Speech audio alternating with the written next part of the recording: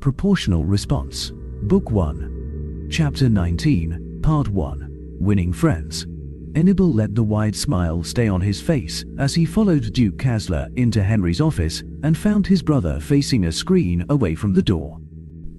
The Duke seems in as jovial a mood as well.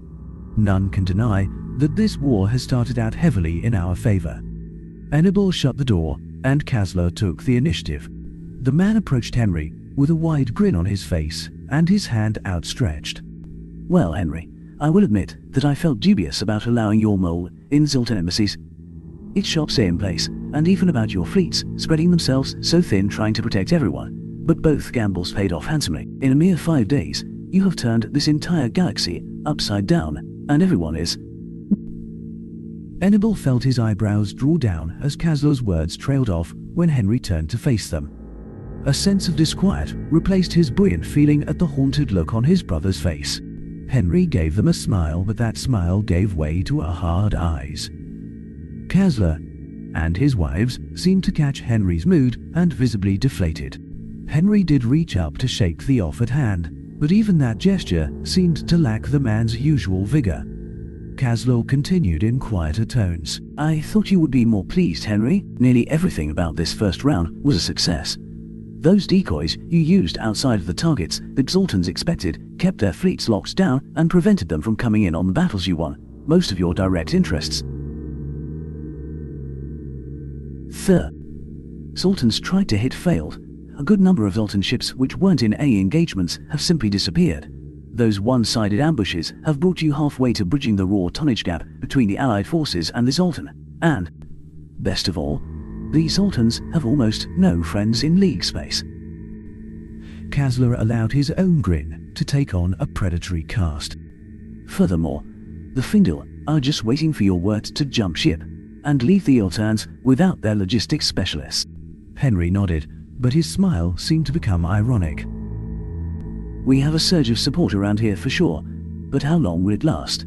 We saved a lot of lives, but couldn't save everyone, and it only gets harder from here. Kasler nodded and let his smile fall, then lowered himself into a chair. Yes, it will. That trick with fleets hanging out in interstellar space and responding to problems won't work again. The Exaltans may be hidebound, but they are not totally stupid. They will either adopt hit-and-fade tactics, or they will only move in enough force to make engagements too costly for you. Henry gave a sober nod while everyone else took their seats. We have probably had all of the easy space battles we are going to have for a while. The Exaltan don't normally send out such small fleets. Their voters like having direct control for one thing, and those same voters like overwhelming force. This departure from their normal strategy won't be seen again. Of course, this means we can adopt that sort of smaller force approach to hit targets of opportunity, but that it guy in their embassy wised up and let us pull him out. Hannibal looked back and forth between his two friends. They paint a grim picture, but don't seem particularly worried. Kasler grimaced a little and spoke. It certainly would have been nice to keep him in there, but pulling him out is certainly the right move. Still, if they are concentrating their forces, you can use hit and fade to hurt their back channels. Henry quirked a half smile at Kasler. What is that I hear? I thought you, Venter, preferred to smash your opponents in field engagements, or get them tied up in the field and doing an end run around them to capture their leaders. But that sounds suspiciously like you are talking about hitting supply lines and production. Hannibal walked to the small bar. Henry kept in a semi-hidden panel of his office wall and poured everyone drinks while he let the two men banter. Kasler sat heavily in his chair and replied to Henry with mock severity in his voice. Hey, I'm a Venter, not a Sultan. We are capable of learning, and I've studied most of your people's wars since you started keeping records. Hannibal passed out drinks and gave the Duke a slightly droll look. Sure, boss, you read through those reams and reams of battle histories. Once again, Henry seemed to hear Hannibal's thoughts as the man looked squarely at Yoro and spoke. Really, Kasler? You read all of that? I mean, I am impressed here. I thought you couldn't read, and you are telling me that you read as fast as your lovely wife here. Hannibal rolled his eyes and shared a small laugh with Golnar when he caught her doing the same thing.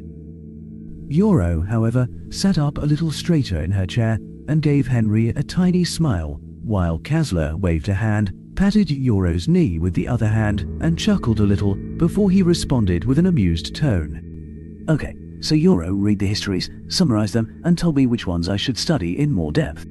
The Duke glanced back at Yoro and wiggled his eyebrows, which won him a bright smile. I thought the point to be obvious enough that I didn't need to spell it out, even to a dullard like you, Henry. But there is the long version. Henry guffawed as Yoro sat even straighter at the words from Kasler. Enibal shook his head, sat, and decided that, despite everyone's apparent amusement at this verbal sparring, he should probably try to get them all back on track. He took a sip of his drink and spoke. Tell me, oh brother mine, do you and your all-knowing intelligence agency know how many voters got their heads handed to them by their own crews? Henry shrugged. Our asset from the embassy was able to confirm 4 of them, along with name and ship, when we debriefed him. We suspect 1 or 2 more. There are other Sultan fleets that haven't reported back, and reports of 1 fleet which destroyed its own flagship. That last report hasn't been confirmed yet. Enibal suppressed a grimace. I'm too much a Empress's man, too much a hierarchist, I guess, to be comfortable with a war that targets enemy leaders so strongly. Still, I guess that, with Henry's experience, such things make sense. Kasler, however, simply nodded. It is good that you were able to stop them in so many instances. It gives us some room to maneuver in terms of condemning the Exaltan actions. Henry gave them another of those half smiles. We stopped most of them, but not all. The Exaltan still hold several unaligned systems and, according to our reports, are now effectively holding the civilians in those systems hostage to try and keep their governments out of the war. They also hold 2 Arabso systems, 1 Fearadhach and 3 from the Confederation. Lady Golner waved her hand to acknowledge the losses.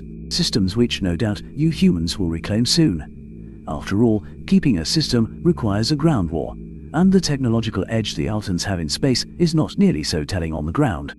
Kasler smiled at his wife, then turned back to Henry. Also, we can help with some of the other worlds. The Altans do not want the Empire directly involved in this war, and Her Majesty has authorized me to threaten to get involved if they don't vacate the Gorful and Ronana systems they occupied. Neither of those species can fight, to speak of, despite the Ronana's strange combat ways, and they have no part in any of this. She has also authorized me to bring formal charges against the League fleet commanders who participated in the attack and occupation of those systems, as well as cutting all funding, and pulling all Venter ships and personnel from the League fleet if the Exaltans try to block the prosecutions. Enibal felt a rare moment of pique at his brother as the man raised his eyebrows and started to respond. He let his irritation through into his voice as he spoke. Not according to the plan, you say.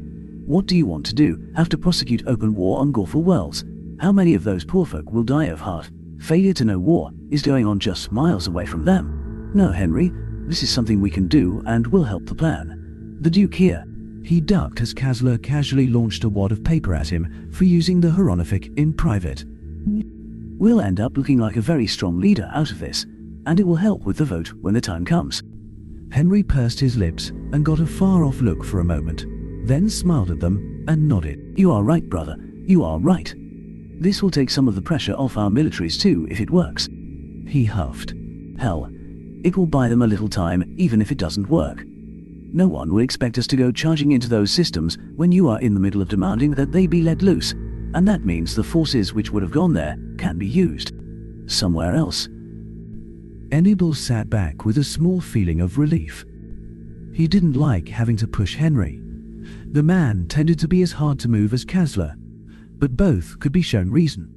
A small movement caught his eye, and he looked over at Golner, who raised her glass slightly in salute. He didn't even bother to suppress the slight blush her silent praise brought to his hands. The conversation continued for some hours, discussing strategies, contingencies, the relative attitudes of various ambassadors and their governments. Enibal leaned forward and threw himself into the work, trying to ignore the untold lives which hung in the balance of these plans. At length, Golner took a last swallow of her drink, stood, and set it somewhat heavily on the table. Thank you, Henry, for seeing us. We needed to make an official visit now that hostilities have begun in earnest, and the conversation has certainly been enlightening. I, for one, think we have made some good progress today. So good that we seem to have let time get away from us, and we didn't bring our armor." Enable suppressed a strangled grasp and turned wide eyes on his companions. "Armor? We are going to have fighter practice with everything that is going on?" Kasler and Henry both gave him solemn nods, but Gulner answered after waving a hand. "Of course, my dear man.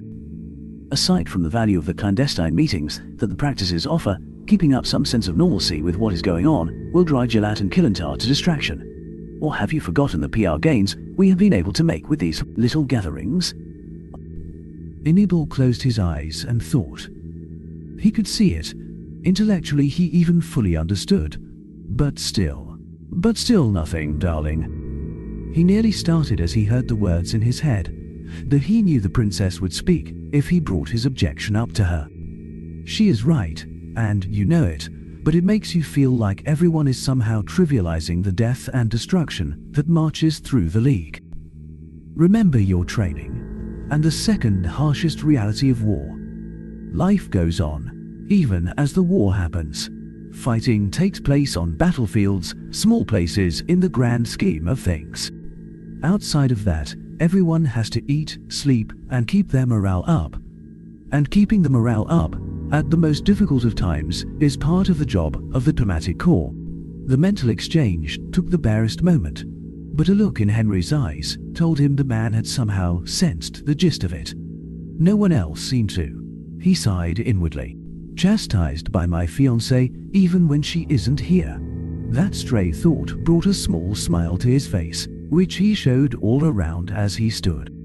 "Of course, you are right. I will be there with bells on, as the humans say, to do my part.